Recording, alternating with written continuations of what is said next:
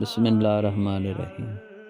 الصلاۃ والسلام علیک یا رسول اللہ وعلی آلک و اصحابک یا سیدی یا حبیب اللہ۔ آج ہم مقبرہ شہدائے احد مدینہ منورہ کے بارے میں کچھ جاننے کی کوشش کریں گے۔ مقبرہ شہدائے احد مدینہ منورہ میں جبل احد کے دامن میں واقع ہے۔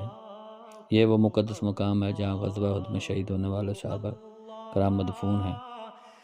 غزوہ احد 3 ہجری میں پیش آیا، جس میں مسلمانوں نے دین اسلام کی سربلندی کے لیے عظیم قربانیاں دیں۔ اس جنگ میں 70 صحابہ کرام شہید ہوئے، جن میں رسول اکرم صلی اللہ علیہ وسلم کے محبوب چچا حضرت حمزہ رضی اللہ تعالیٰ عنہ بھی شامل ہیں، جنہیں سید الشہداء کہا جاتا ہے۔ نبی کریم صلی اللہ علیہ وآلہ وسلم نے شہداء کو اسی میدان میں دفن کرنے کا حکم دیا اور فرمایا کہ یہ قیامت کے دن گواہی دیں گے۔ آپ صلی اللہ علیہ وسلم خود جہاں تشریف لاتے، شہداء کے لیے دعا فرماتے اور امت کو صبر، قربانی اور استقامت کا درس دیتے۔